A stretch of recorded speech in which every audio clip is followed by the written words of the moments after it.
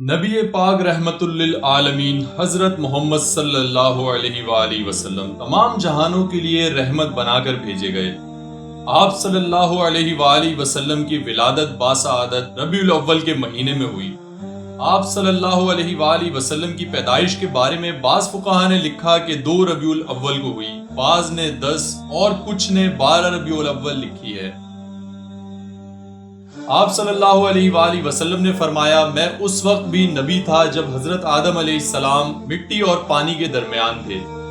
ایک روایت میں آپ صلی اللہ علیہ وآلہ وسلم نے فرمایا، میں ابراہیم علیہ السلام کی دعا، عیسیٰ علیہ السلام کی بشارت اور اپنی والدہ کا وہ خواب ہوں جو انہوں نے میری پیدائش کے وقت دیکھا تھا۔ آپ صلی اللہ علیہ وآلہ وسلم کی ولادت باسعادت کے وقت بی بی آمنہ رضی اللہ تعالی عنہا فرماتی ہیں کہ میں نے ایک نور دیکھا جس کی روشنی سے شام کے محلات روشن ہو گئے، جسے میں اپنی آنکھوں سے دیکھ رہی تھی۔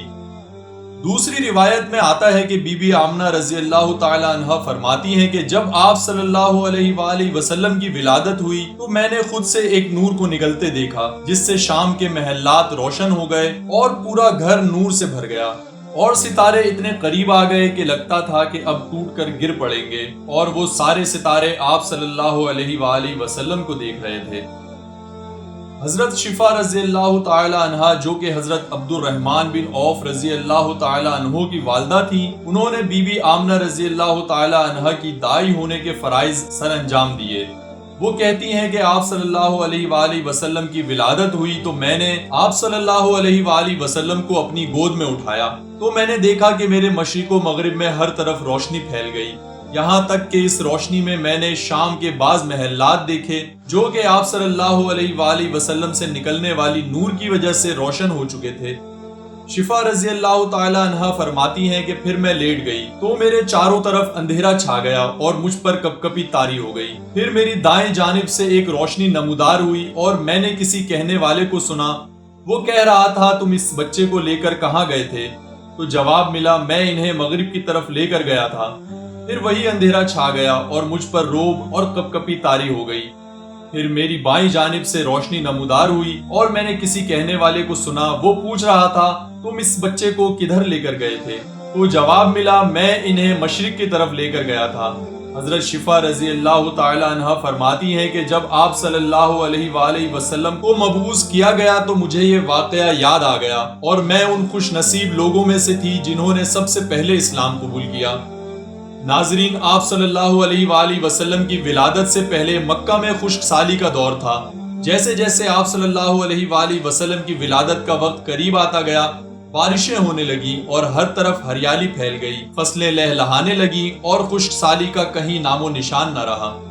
حضرت ابن عباس رضی اللہ تعالی عنہ فرماتے ہیں کہ جب آپ صلی اللہ علیہ وآلہ وسلم کی ولادت باسعادت ہوئی تو آپ صلی اللہ علیہ وآلہ وسلم کی ناف قدرتی طور پہ اپنی والدہ ماجدہ سے جدا تھی۔ جب آپ صلی اللہ علیہ وآلہ وسلم اس دنیا میں تشریف لائے تو آپ ختنہ شدہ تھے، اور احمد مجتبیٰ رحمت للعالمین صلی اللہ علیہ وآلہ وسلم ایک بہت ہی پیاری خوشبو کے ساتھ اس دنیا میں تشریف لائے۔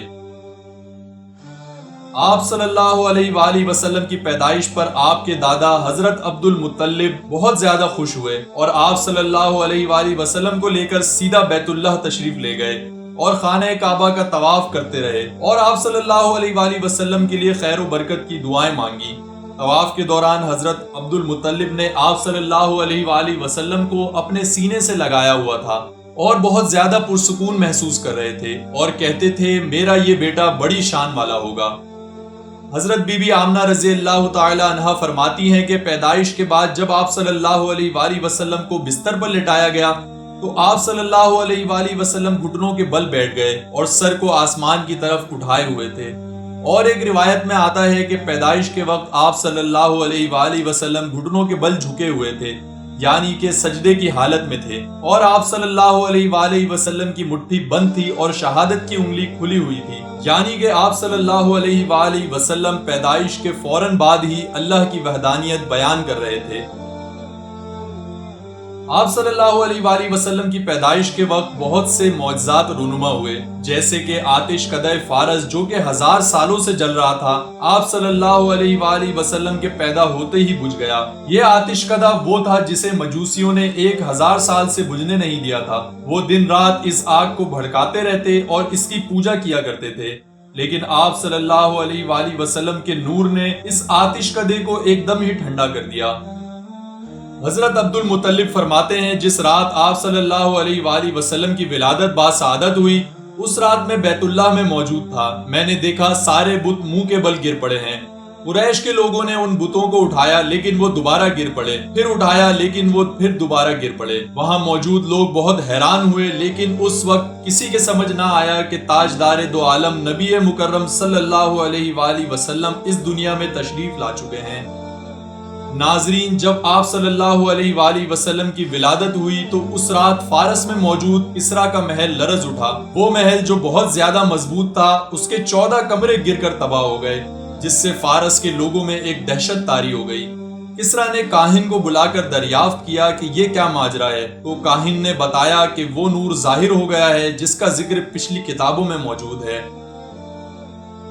ناظرین، جس دن آپ صلی اللہ علیہ وآلہ وسلم کی پیدائش ہوئی، اس دن عرب کے کسی گھر میں لڑکی پیدا نہیں ہوئی، بلکہ اللہ نے آپ صلی اللہ علیہ وآلہ وسلم کی ولادت باسعادت کی برکت سے ہر گھر میں لڑکا عطا فرمایا۔